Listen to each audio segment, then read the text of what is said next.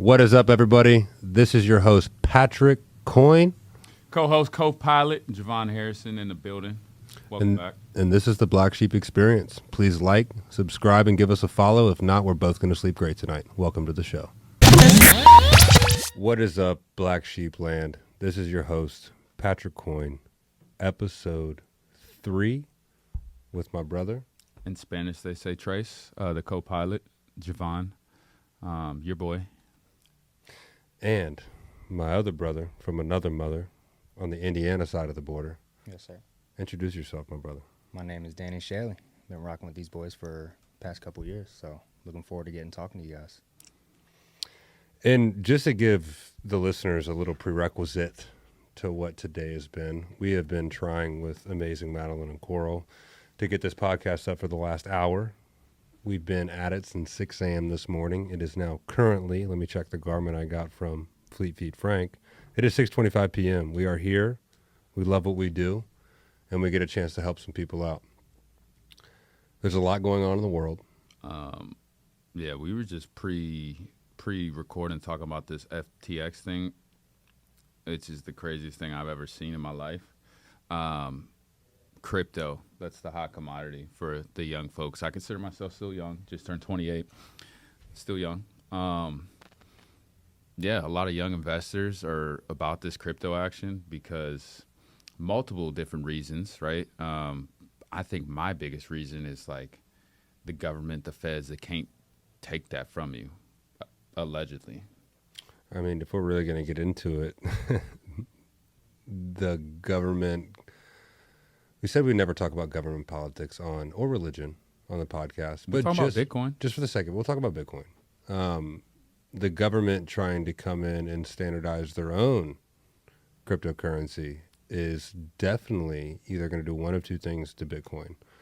It's either going to be the gold standard, and it will now be, it's literally going to be the standard for cryptocurrency, or it's going to completely deflate and absolutely blow up in everyone's face. I like to make bets. I am a betting man. I don't bet that much, but yeah, I would bet that Bitcoin, I mean, just everything about it is so solid. If I was a betting man, Bitcoin would be the thing. But talking about FTX, because Danny didn't know that much. So this guy, Sam Bankman-Fried, basically... just like banks do, because people don't realize how banks make their money. Like if you take out a loan from a bank, they don't actually have that money. They just create a new account with that money. That money's whatever, right? It's all digital now. Mm-hmm. That's why Elon made PayPal and all those guys, because they realize it's really just numbers moving on a screen. It's not, none of it's physical, right? So this guy had another company called Alameda Research. That dealt with cryptocurrencies, and they invested and did different things of that nature, but ended up somehow getting a hold, I believe it was $8 billion. So basically what this man was doing, anytime one of us thought we were getting a Bitcoin on FTX, it was really FTX holding the Bitcoin, giving us something on the screen that represented a Bitcoin with the money we just put in. But we actually never had that Bitcoin. That was FTX's Bitcoin that they might have had. Thank you, Coinbase. Thank you, Coinbase. Stay legit. Coinbase. Don't fold, please. Straight up. But what they did was any fiat money we were putting in there, any U.S. dollars, they were taking that money and going and doubling it up, leveraging that money to take out this loan or do this with it. They were doing everything that they weren't supposed to do. Very highly, highly unethical. So what had happened was this guy from another crypto platform, trading platform called Bionicle, was invested in FTX's, what the U.S. government's trying to do, like a stable coin, right? All these platforms have their own stable coins to build up their funds to go invest in whatever they want to do. Well, this Bionicle company had the majority of the FTX stable coin. Well, this dude, looking at FTX's books, he's like, I'm calling bullshit. So I want all my money back. What he did, he cashed in all his little FTX stable coins. FTX couldn't give him the money because they already spent it. Yeah. Okay? So when that news broke, everyone's like, oh, sheesh, let me get my money out right now. So everyone started withdrawing their money, trading their crypto in to get their fiat money back. FTX still hasn't delivered that money. Nobody's money. I don't know about nobody's, But but there's I know guys that literally lost. And I won't name names within the this is the warehouse stuff or that like friends, Tom yeah. Brady is getting Mm-hmm. sued. Who's that old guy for? It's an innocent bystander, though, at that point, though. They I gave mean, he him... didn't know. I mean, if I'm Exactly. Tom Brady, you're going to pay me to promote your product? Sure, I'll do it. Should he be on the hook for that? There is people that lost every single cent outside of what they had in their immediate checking account, because some people don't believe in the stock market. Yeah. You know, we have friends that are tripling, 10xing down on the crypto market, and then overnight it's gone. So It's just the risk versus reward. I mean, I'm not even really in it. So, like, picking your guys' brain is what I've been trying to do to just put myself inside of, get some skin in the game. But it's just that risk versus reward. I don't know if I can throw some money into something like that where I can't physically touch it or have it. Yeah. So It's an interesting way to look at currency. And full disclaimer, this is not financial advice. please don't listen to us about if you want any advice on actually training, building a business, your body, etc., we'll talk to you. We'll talk to you. Outside of that, we're just bullshit right now, having a good conversation after a long day. Yeah. So going from Bitcoin to my guy Danny. Danny. yes, sir. Danny Chaille. Danny Chaille. Where are you from, bro? Originally from Ohio, Mhm. Lorain area. 27, baby. Yep, west side. No, but ended up moving out to Indiana about fourth grade, which was a big change, going Yeah. from a city school to a country school. What part of Indiana, though? West Harrison, Indiana. Ooh, Went to school in Brookville, Indiana. So, very small town, yeah. out in the sticks, nothing but cornfields around. So it was definitely a big change. Life Yeah, change. so you had a lot to do. Ton of it. Lived on 4.5 acres, dirt bikes, quads, Yeah. hunting, the whole nine. So it By looking at Danny's an in-shape guy, moderate height. You would never know that you've been in more fistfights than me and Javon combined. I don't know about that one. We've been in a few. We've been in a few. We've all been there. Been in some scuffles. But I never, we'll get into how we've met, and I've known you for a long time. And I never knew when I first met you that you were the guy that would always swing first. Do you think that I had to. Do you think that came from being raised in Indiana? Do you think that, obviously, we're both raised in the somewhat country, but do you think that's your background? Where's that in a positive way? You're never a bully. No, you always stuck no. up for people. Yeah. But where do you think that came from? Where do you think that? Oh, that all stemmed from my father. My father, for sure.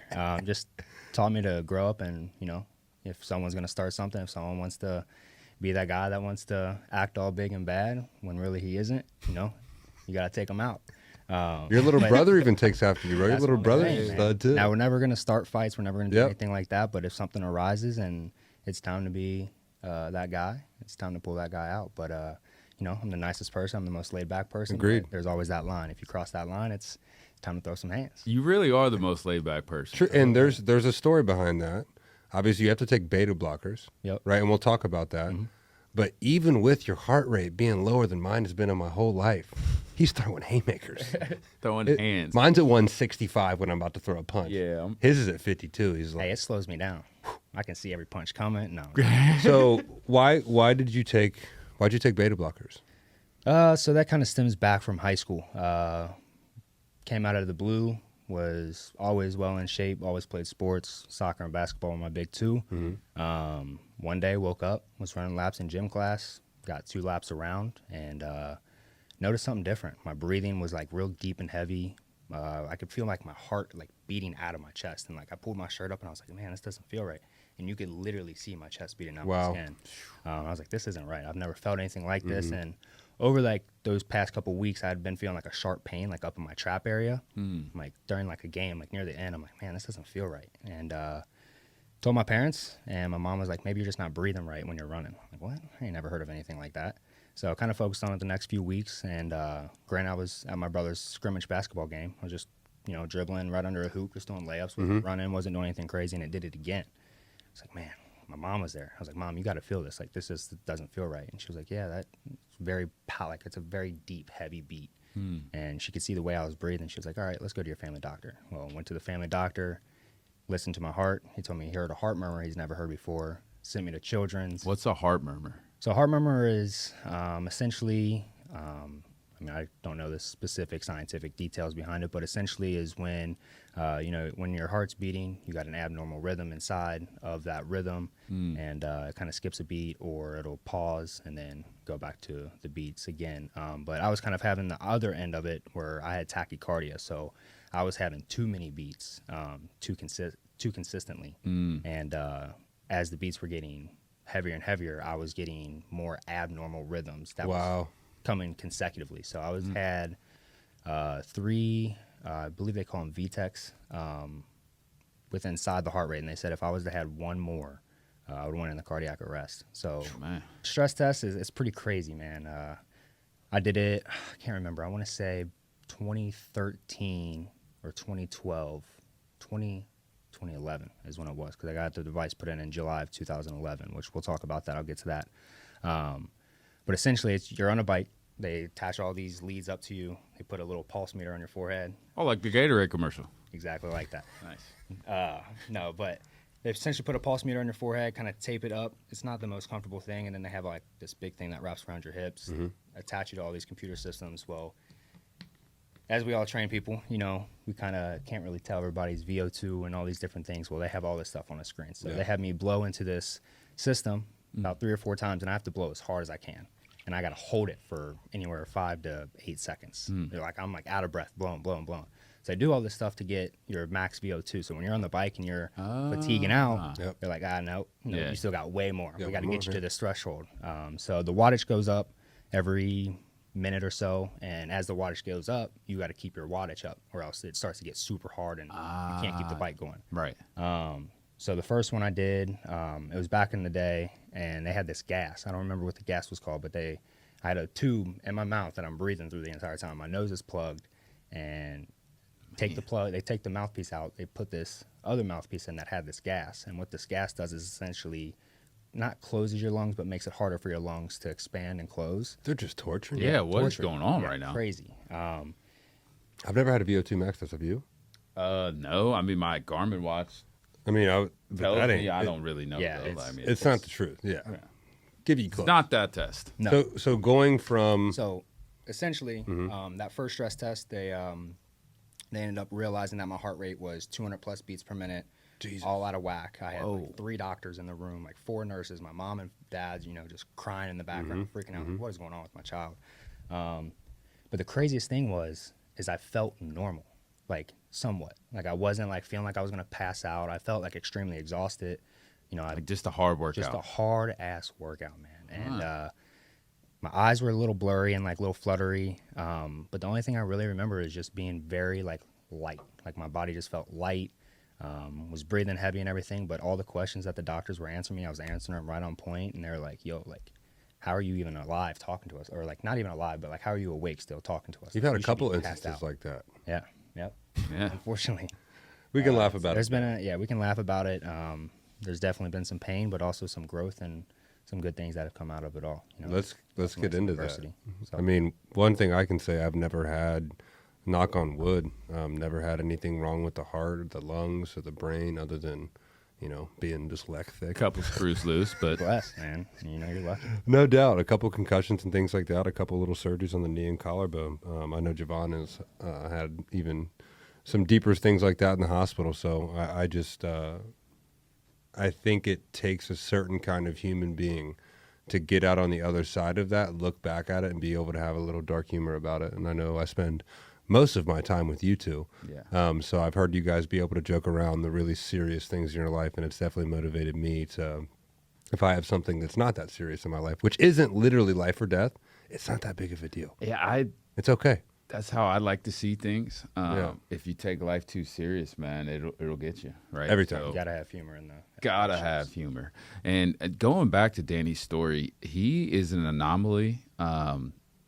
Talk about you had the pacemaker, is it put in? Mm-hmm. Yeah, so there's 2 types of pacemakers. The one that I had was considered an ICD, which stands for an implantable cardioverter defibrillator.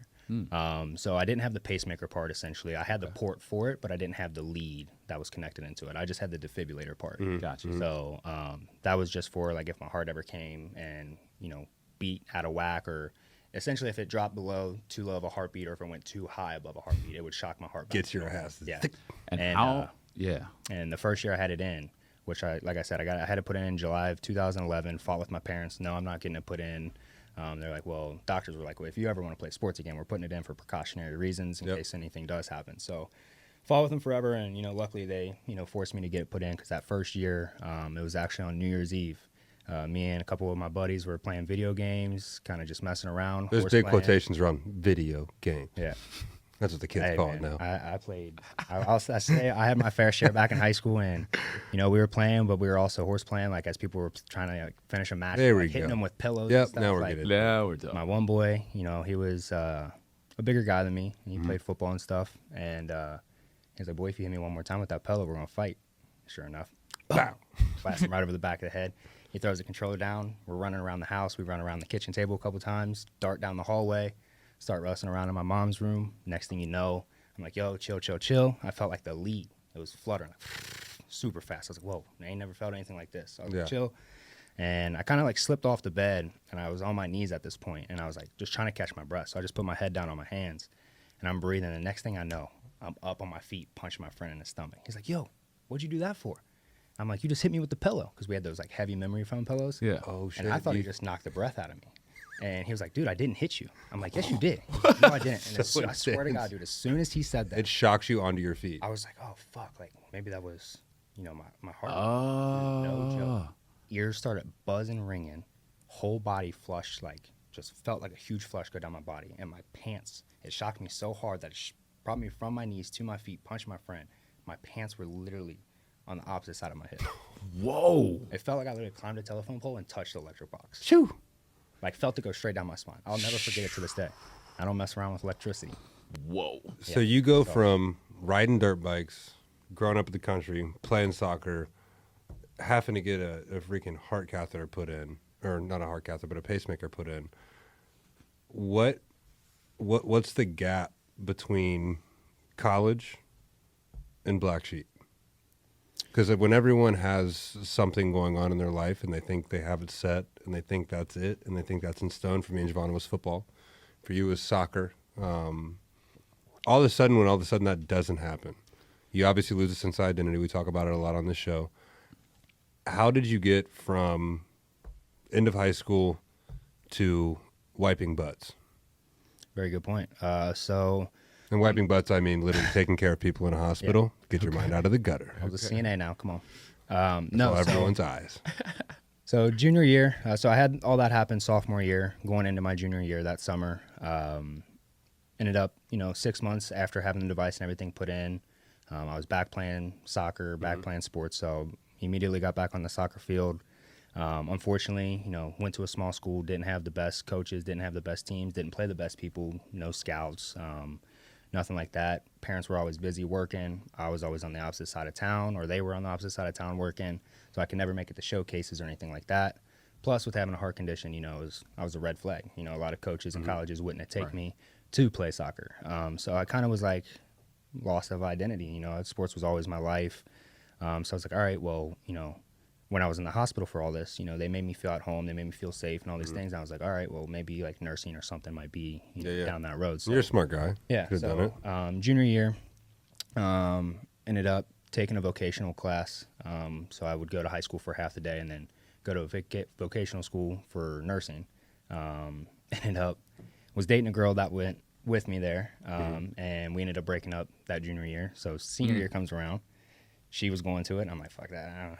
I don't need any of that. I'm not going back through that. So I ended up dropping out of that, and I just stayed at the high school for the whole year. And after high school, I ended up getting a job at a nursing home, and I was an activities assistant. So I'd play games with all the elderlies and do trivia and coffee and stuff in the morning and stretch, do all the mobilizing and things like that. And then later in the day, we'd do more games and bingo and things like that. So started there.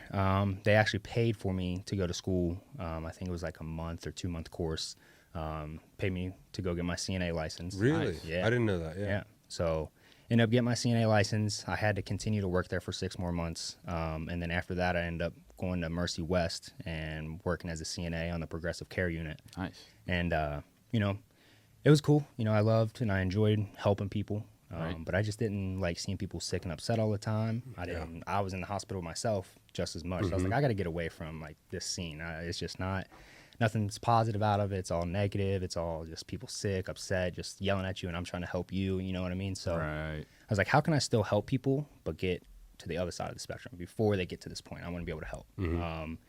So I got away from the healthcare field for a while. I went and bar backed and completely went from making $14 an hour to making now $5 an hour. So that was a big change. You know, at that time I was moved out. I wasn't living with my parents. I've been living on my own since Started I was lifting 18. weights at that time. Yep, started lifting weights. Around that time, when I was working at the nursing home, that's when I kind of got into the fitness realm. And a lot of that came from just a lot of insecurities, you know, having my shirt off and having this device in my chest. You know, I graduated high school at 135 pounds, so I was a skinny kid, endurance kid. Yep. You could see this thing just outlining through my chest. And I was like, man, like during the summers, I'm like holding my hand over my shoulder, just trying to hide it, or just wearing a shirt. And I'm like, man, I got to feel better about myself. So that's kind of when I jumped into the gym. But, so yeah, I was training in the gym a lot. I was bar backing, just doing my thing, just trying to make ends meet. And then I was like, all right, I can't work nights anymore because I worked nights at the hospital as well. So I was like, all right, I got to get away from nights. And my boy was valeting at the time. So I was like, all right, valeting's cool. I love driving cars. I love cars in general. And so I ended up, you know, leaving the bar, ended up valeting, and loved that job. Did that for about 2.5 years. It was really good money. Met a lot of good people. It was at the Queen City Club, if you're familiar with that. Great facility. What is the Queen City Club? So the Queen City Club's a high-end business club. So people come in, they have lunch, dinner, breakfast, and pretty much just meet. Country club without golf. Country club, Yeah, because it's unfortunately. it's downtown, right? Agreed, yeah. Mm-hmm. Down there, I believe, on 4th Street or 7th Street. One of the two. I haven't been down there in a while. But, yeah, so while I was valeting, ended up meeting Pat again. He came back from Miami and doing his whole thing. And I was kind of on the other end of the spectrum now. Now I was too big, gained a little bit too much weight, and I was looking to get back into shape and kind of get my abs back and things like that. And he was doing the modeling thing. I said, all right, this man knows what he's talking about. So I hit him up, and I was like, yo, you want to train me? And sure enough, he was starting, you know, Black Sheep on the side of his parents' house. And It was called Training with Patrick Coyne. That it was. Oh. That it was. I remember that. Smooth. That's funny. Smooth. Had to change that name real quick. So first workout, ended up puking my brains out with Pat. He had a completely different style of approach than I was ever used to. Kettlebells, body weight, just different types of lift. The way he would like just phase everything. I was just like, damn, this is completely different than. So you was doing the Instagram list. So at first I was learning. I was trying to learn from everybody. It's man, all at the good, beginning. bro. I did the Instagram list. No, but so ended up training with Pat for what was that? 3 months ish, something like that. Maybe a little longer because Yeah, we had maybe moved 4. to me and Cass moved to the apartment. Yeah. Yeah. So it was about 4 months. And during that time, as I was valeting and training with Pat, I was like, all right, you know, I'm really liking this training stuff. I'm really enjoying it.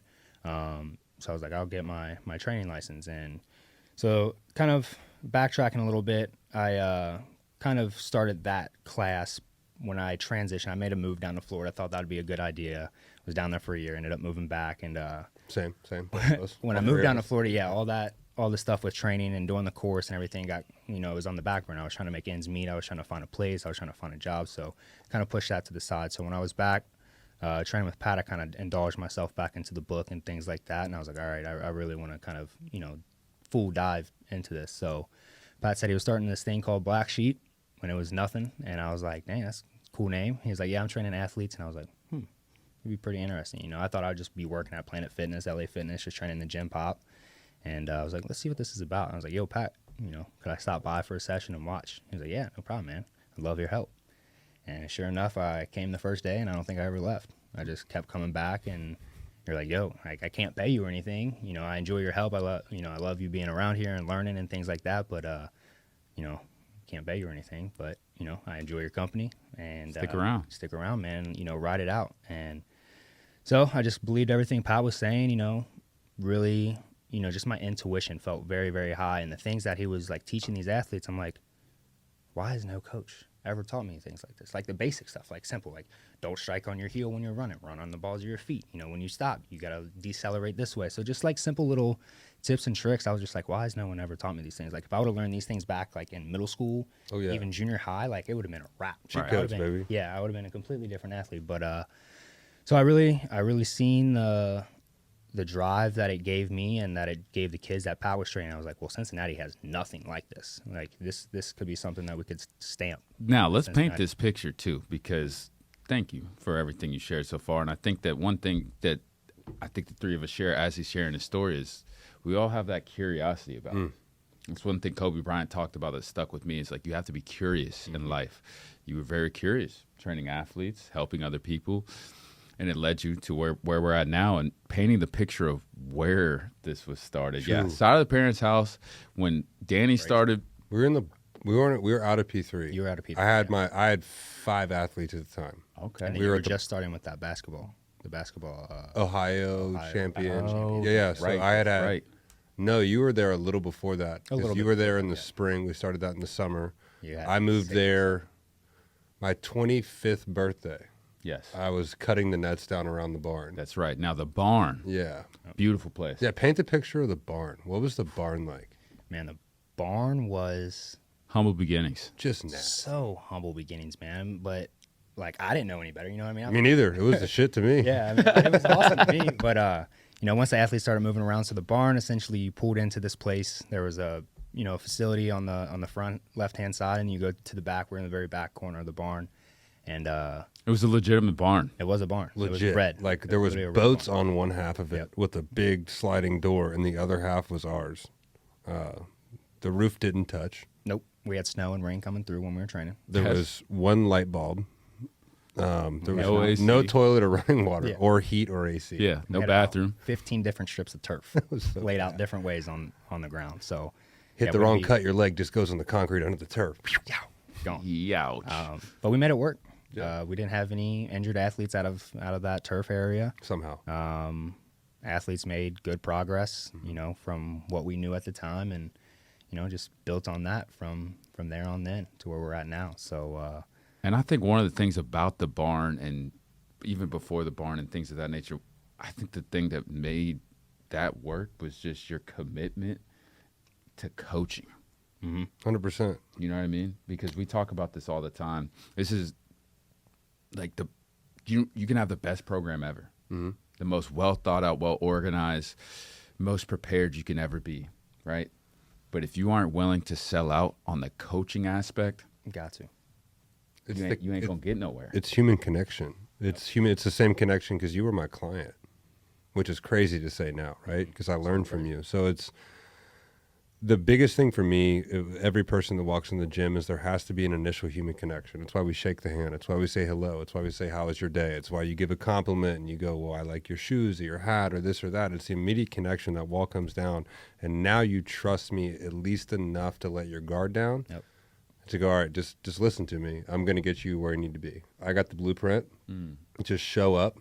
I don't like the word shut up, but show up and just don't think for an hour. I got you. Let's hop on this journey together. And when you leave, you're going to be smiling and you're not going to want to leave. I'll see you tomorrow. Yep. But what I want to talk about deeper is because all three of us have been so broke. Like broke. Bro. Like you got scraping change up under the couch to get gas to get to work. I remember you used to ask me for gas money to get from valeting to there, and I didn't have any to give you, bro. I'm like, hey, Cass, can you work a little harder so I can give Danny some money to help me get you here? So my thing is, what the hell made you stay when everyone's so focused on monetary gain in this world? What the hell made 22-year-old Danny? 22-year-old Danny, look back to that shadow of yourself, the self that you don't even, maybe necessarily don't even like, that you don't even really talk to anymore. What made you stay for no money? Because that's insane now. Nobody does that anymore. I'm not going to intern. Well, this dude's making XXX on crypto and blah, blah, blah, and on YouTube I could get followed. What made you stay? Again, like Jeezy said, curiosity, man. You know, growing up, my parents were always hardworking. My mom worked a lot of hours. She was a coder, so she did everything behind a website to make the website work. That as you click on different buttons. But it was mainly my dad. My dad was always a hard worker. He was a carpenter, pretty much contractor. He can do anything love and your dad, everything. man. Yeah, Most interesting human in the world. very Can fix interesting. anything. Hey, might take him a little bit of time, but hey, he's gonna fix it. No, but Dad was a very hard worker. But the thing about him was he never cared about money. He just cared about what he loved to do every single day. He was a drinker. He was a smoker. Mm-hmm. Didn't like being employed by another person. Yep. So he was always self-employed. So as long as he could wake up the time he wanted to wake up, he could go work on the jobs that he wanted to go work on. Including at 2 a.m. At 2 a.m., Yep. whatever time of the day. Mhm. That man loves to work. Yep. But it's never for money. He will charge people. He will lowball people. I'm like, Dad, why are you doing that to yourself, bro? Like, he's a one-man team, and he's lowballing these people. He's like, I don't care about that. Like, I want to, create this project in this person's home where they get to enjoy this for the rest of their life or however long they're there. So it was always my dad, man. He was just always a hard worker, didn't care about money, just cared about, what he left behind at other people's houses or whatever he was doing. But then I also was a big YouTube watcher. So there's this kid named named Christian Guzman, and he started Alpha Lead, if you guys know him. That's right. That's right. And I've watched him on YouTube for like the last 4 or 5 years. Don't really watch him too much anymore, but watched him go from a little hole in the wall, little not barn, but like a little garage, and he's built it up to this crazy like mega world. Yeah, he's got like a crazy. I remember you showing me because me and Danny Yeah. lived together Yeah. when I moved back from Cincy. Shout out to my roommate Danny.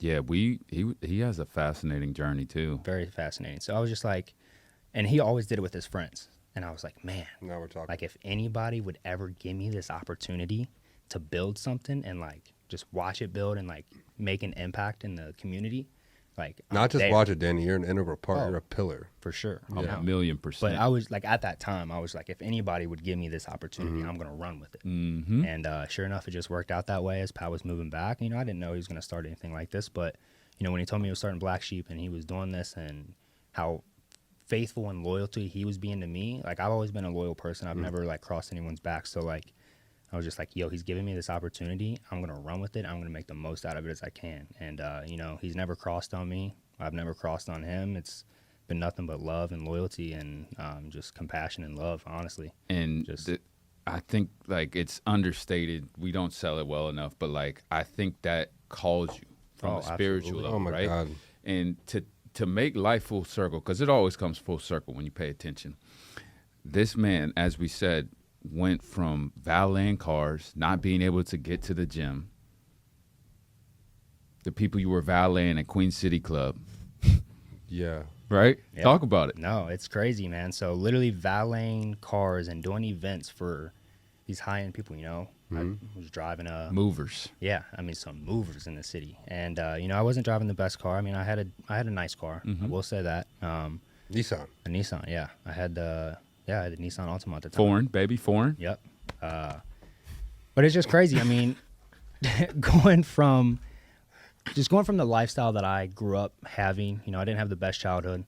And not, parents always gave me the things that I wanted, or always worked hard to give me the things that I wanted. So I never lived a bad life. I'm not saying that, but was never around very nice things or people who had a lot of Expensive money. things Yeah, very and- expensive things. Grandparents were pretty well off, but nothing like to the extent of like these people. Well, there's rich, and then all of a sudden you're around wealthy yeah. people. So- like They say rich people ride out, wealthy people fly out. that's a fact. Ooh, I like that. So building on the Queen City Club is, I think, the coolest story, and we have a lot of cool stories in the 4 years of Black Sheep, Yeah. 3 years, 2 years in the new facility or whatever it is. We've gone through 5 spaces, but Danny went from parking these people's cars, and I can imagine, like in my brain, I wasn't there. I wasn't a valet because I can't drive a damn manual.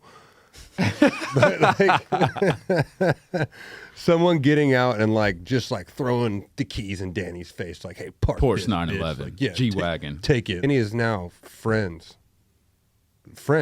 and you can say friend. Yeah. Companion isn't strong enough. A true friend with the people who used to park their cars. If that isn't full circle manifestation, sitting down in front of you and looking at you right now, like you've made an impact on their lives. And when you had tragedy strike, and it struck hard our entire community when we thought we were going to lose you.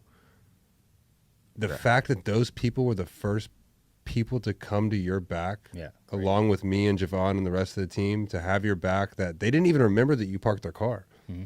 They see you as the light is now, as the helper, the mover, the shaker, the intelligent dude.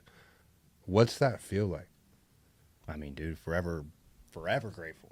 I can't even put that into words, honestly. It means the world to me to be able to, like you said, come from valeting someone's car who doesn't know you to trusting them with, their bodies, their life, their families stories, too. their Families, their kids. Yeah, I mean, it's a amazing feeling, and I'll never take it for granted. Very blessed to be able to work and talk to these people and ask them questions now, and have them help me as much as I'm helping them in the gym and things like that. So it's been nothing but love. 100%. Amazing gratitude towards that. And one of the things Pat says is about the community, right? Talk about that. Like, real community shows up when we need them. We lost the damn John F. Barrett Entrepreneur of the Year award because I was really pissed off about some things when people were talking about community. And I'm thankful to be in the top 3 businesses of the city.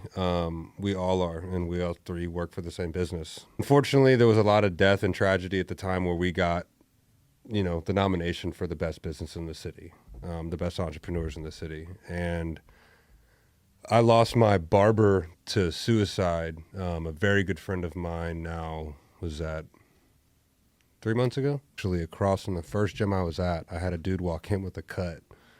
I've never got my hair cut by a white person in my life. And all you young country kids that are getting cut at great clips in your mom's garage when you move to the city, go to the inner city and get you a taper. Sorry, you heard the man. Heard it here first. But I never did. And I walked in, dude walks in, taper that could just fall off the back of his neck. This hairline was melting to the back of his shirt. I'm like, buddy, Butter. Who cut your hair? I don't have any money, but I need to know where'd they do that at? Where'd they do that at? He literally pointed across the street in Silverton to, what was that place called? You got your hair cut there once. Yeah, I don't remember what it's called. Good people at the Great shop. people I there. can't remember what the shop was called, but walk over and there's this dude named Chico. It's his second day. He just got out of jail. No one's talking to him. He's the only Mexican dude in the shop. It's a black shop. Only Mexican dude in the shop. So I walk in, white dude, red hair. It's Irish. It's like the door opens. Everyone's like, Whoa. Everyone stops talking, looking the at track me. stops. How y'all doing? My name's Pat. I'm here to see the guy that just cut, a guy named Austin. Chico kind of just raises his hand. The little tiny dude, didn't say anything, just kind of gives me a head nod. I'm like, you got me? 4 years later, same thing. Cut me every time. Wish he was going to cut my son's hair. He's cut every one of our hair. Cut all my hairs, my boy's hair for the wedding. Like, I'll never forget that moment, man. he was a massive part of our life. Like, Cassidy did his first photo shoot ever. Wow. For marketing. Now he built his own shop. We started the charity. But we won't get into it. But long story short, I had to go to his funeral right after this award. So the day that we had to do the John F. Barrett Award, like I said, the Chico funeral after really messed me up. And the lady that was interviewing me and the production manager kept coming to me. He's like, listen, you have to talk about the money. And it's like, listen, you don't hear me. I was pissed, like very, very, very angry. It's not about the money. It has nothing to do with anything. Like, yeah, I can make an impact with that. But I just lost a friend and you're asking me about money. We should be talking about the impact that he made for the kids in his community on the west side of Cincinnati that no one will ever hear about. We fast forward to the event, and I literally, when I walk out of this, I was like, listen, no offense to everyone else who's in this. If we don't win, this is rigged. Yeah. We have affected more lives. We have made more impact. And guess what? We're the fastest growing company in Cincinnati if you want to talk about money. And I walked out. Not my best thing I've ever done. Not proud of that. I was very pissed off, very emotional. Fast forward to the event. Man's got a point. It's true. It's true. And money is important because you're not going to get the recognition you need or pay the people that you need to stay there to help the impact and blah, blah, blah, blah, blah. But fast forward to the event. It's Sober October. We're not drinking. Everyone else situation, is. open bar. Beautiful rooftop Beautiful event. hotel. We're all suited up, booted up, ready to win. And we walk in and they give us this massive, these are the guys we were telling you about. I'm like, oh, shit's in the bag. Yeah. Like, give my wife a high five, dap up Tommy and Javon. And they show the videos of all the contestants, and they're all like cheesing and happy, and oh, well, our number was this, and our profit margin, and blah, blah, blah. And they're only talking about money. I'm like, oh, shit. I don't Oh, know. so this was a separate video that you guys had recorded. I had to go to that production studio that one day and record that video. had to be a At finalist. that. Yes. Gotcha. So we're sitting there, and they're playing on the big screen, and everyone's like clapping after every person talking. I show up, and I'm literally staring at the camera face down, like clenching my jaws. And they're like, what is entrepreneurship? I'm like, helping people. Finding a problem and helping as many people solve that problem as you humanly can. And I'm like short, quick, nothing to do with money or emotion. And the thing kind of turns off, and everyone kind of like looks at me, and I'm like, oh, I forgot. I tell Javon, I was like, I forgot how pissed off I was that day. I forgot I was only focused on smile. community. But when you remove the glitz and glamour and giddiness of entrepreneurship, the shit is ugly. It's hard. It's every single day showing up. We've been showing up every day for 4 years. We've been showing up every day for almost 10 together. It's ugly and hard. But the fact that I was so pissed that it was called the Entrepreneur Award. It should have been called the best business, or we were the youngest company by 5 years. It should have been the business with the best reputable reputation, the highest grossing income, all these things versus entrepreneur. We're talking about entrepreneurship, and I'm getting angry and angry. I'm like, all right, we're out. And we left. That's crazy. But we get home, and I'm talking to Cassidy, and I remember I always call Javon late at night. Not to be weird, but we've been doing it since we were 21 years old. I call him like 9:30 at night. I'm like, listen, we were right. Can we take this energy about real entrepreneurship and carry it into the rest of this year? Let's just focus on impact and community. Tragically, 6 weeks later, tragedy struck our community. And so everything I was talking about, and that's what happens in the universe. You talk all this shit. I want this. I want that. I want this. They say be careful for what you pray for when it hits you. Or what are you going to do when you finally get what you asked for? Danny was in a tragic car accident, and I don't know how much you want to talk about that. You don't have to, or you can with what you're comfortable with. But our community was put to the test. Facts. And gosh dang it, we prevailed. Period. That is what the award should have been about. And I mean, we talked about it a little bit before. How ready you to talk about we it? can talk a little bit about it. So, like Pat had said, was in a big car accident. Honestly, it's one of those things that, in life, there's some things that you just can never explain or understand the why behind it. And this is one of those situations. So, again, we talked about the heart condition and things like that. And I don't know if it was due to this or X, Y, and Z, anxiety, emotional stress, bunch of factors. They call it vasovagal or syncope. I think I'm saying that right, syncope. That's the wrong guy. Yeah. So essentially what that means is that people that see their blood for the first time, or like when they're getting their blood drawn, like they pass out, is essentially what they're thinking that it was. You definitely have that characteristic, you but it's what makes you the definitely- best trainer, Facts. I overthink a little bit, a little bit over the top. It's all right. But so yeah, man, I felt a little lightheaded. Me and Pat were about to have a day. Pat was gonna bring his truck out. We're gonna do It's about to be a four-wheeling. country day. Me and baby. Baker were Country literally day. in the Raptor on the way out. Yeah. Yeah, so they were, I guess, on their way out. He had told me he was gonna hit a workout. So I was like, all right, bet. Like I'll just drive out to my mom's house, get some stuff ready. Blah blah blah. I had bought a dirt bike a couple days before all this. So I was like, get the gas in there, get everything ready. So Got your everybody can dream dirt ride. bike? Yeah. So got to ride it one time.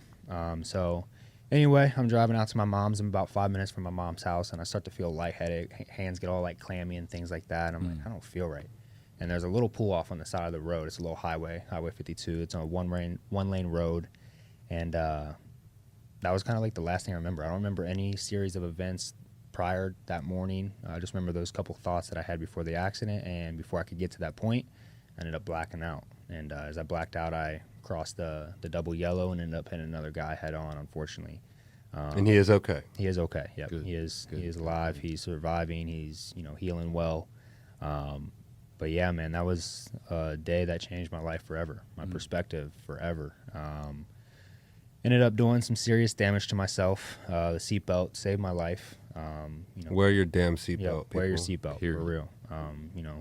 Used to be a guy that never did because of the device that I had in my chest. The seatbelt. I remember that. On it Yeah. and rub and Friction. I And had stuff, a younger car to where it wouldn't beep or anything like that if you didn't wear it. And I ended up getting a new car. I think about 6 or 7 months. New whip and a new dirt bike. You must have a good Another job. foreign, man. baby. You must have a good job. Another foreign. Grinding. So I ended up, hitting the man head on. Ended up doing some serious damage to my midsection. So I had some internal bleeding. They said I had a grade 3 splenic laceration. And did some serious damage to my intestines. So they had to cut some pieces off my large and my small intestine. Dealing with an ileostomy bag right now, for those of you that do know what that is. I don't want to go into that too much, but it's something that has opened my eyes to things that people deal with in their day-to-day. And, when you're young and you don't have a lot of things going on and, you're like, why is this person depressed? How could you be depressed? How could you think of things? You see all these older people, parents, and, stressing out. It's like, it's so easy. Just like, don't worry about it. Things will get better as time goes on.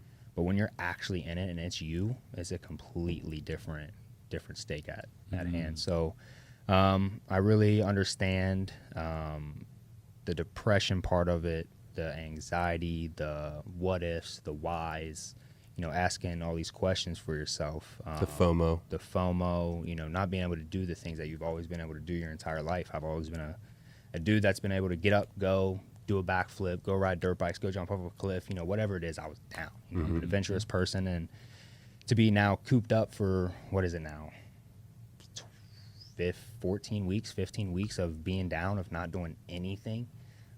So that's been the toughest part, being in the gym all the time, seeing you guys work out, seeing our athletes work out, seeing our clients work out. It's been hard. And you're actively training. Yeah, and You're actively training people right now. I was back week 5, gradually building my way back into it.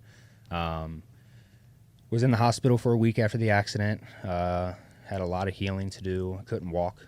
It took me a long time to walk just because of all the the healing that I was doing. But the trauma, they pretty much emergency, cut me straight down the middle of the stomach, and a bunch of other traumas to my ankles and my hand and things like that. So I had one arm for 4 weeks, 4 weeks, and just the whole scenario, how it played out. It's really taught me a lot about patience, taught me a lot about compassion, taught me a lot about love, and there's 2 things in life that I think that helps you grow as a woman, as a man, and that's discomfort, that's adversity, and without those 2 things, I feel like you're in your comfort zone. You know what I mean? So, having this accident, yes, it was a terrible thing that happened to me, but I think it's gonna, and it has made me a better human being, connection-wise, like being able to actually connect to someone who's hurting. But even also, like, how much better is this gonna make me as a trainer? Coming back from something that is completely, like, ground zero. Like, I'm building myself all the way back up now. And, yeah, man, coming back from ground zero to now, I'm maybe at 40%, 50%. That's how I feel right now. I got another surgery coming up in a couple days, and after that one, I'll be, back to a full road to recovery. So I'm looking forward to that, hitting the ground running. I have 6 weeks, recovering after that. But once that 6 weeks is up, man, I'm full steam ahead, and I think that's gonna make me a stronger person mentally and physically. But it's also gonna make me stronger in life in general, just to be able to deal with situations and tough situations and to overcome it. I think kids these days need more adversity. 100%. I think there's not enough adversity going on in life right now. Everybody's trying to play it too safe. They need to see how you react. Yeah. And I think that we've given them good opportunities, and they've seen me and you react, and Javon react, and everyone else who's involved in the gym, and seen, like, me lose the gym multiple times and had to move around. But what they haven't seen is someone actually battle back, in someone that they know. Like, you've been around since day one. All the kids know you. Danny boy. Like, most of the kids love you more than me. I love that. That's why I keep good people. The first thing you said to me when me and Javon came in the ICU room? I don't. without getting emotional again, me and Javon go back there, and I remember you tried to grab my hand, and you said, "I'm sorry. I'm so sorry. I'm so sorry." And I looked at you, eye to eye. I said, "You will never be the same. But every single person that you get to talk to and work with will never be the same either because of what you're about to go through. From this moment right now, this car wreck, this surgery, because you were critical condition. We had no idea ICU. what was going to happen to you. Yeah. I don't remember Scary anything time. from Sunday to Tuesday. I knew that, man, it's hard to see. And I was watching something last night that every action is the same, whether it's good or bad. It's just an action.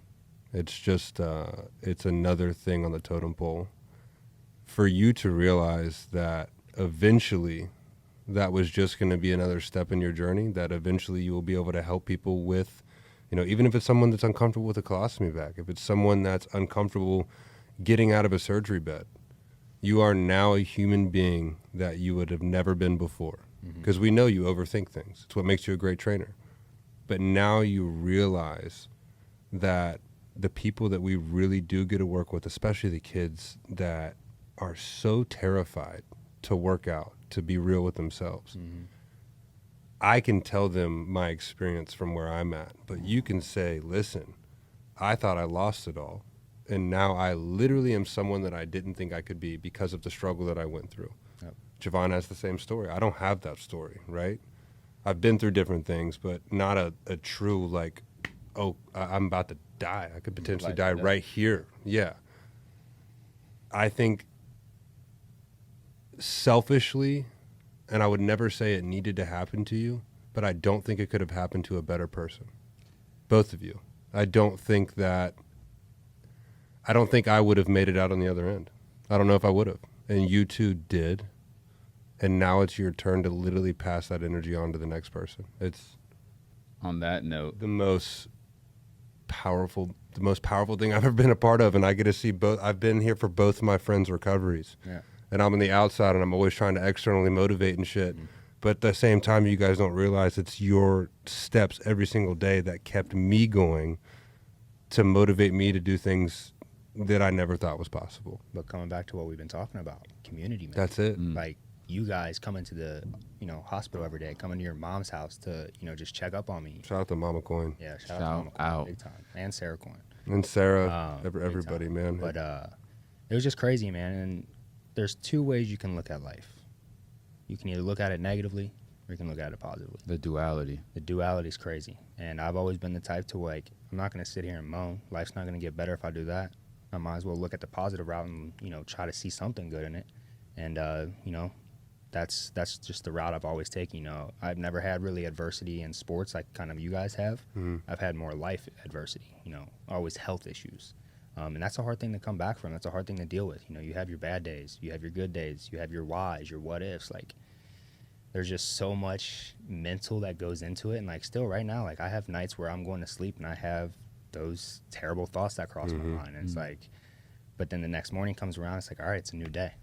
How can I attack this day and be better? How can I attack this day and progress and heal myself and, do things for me? Because that was something I wasn't doing a lot. I was giving myself time. And I was always giving. And, that could have been another reason for it. We never know the why behind why things happen. And maybe it was, teaching me to slow down, take life a little slower, enjoy the things that are here in front of you, enjoy the impact that you're giving to the community and to the kids and to the families.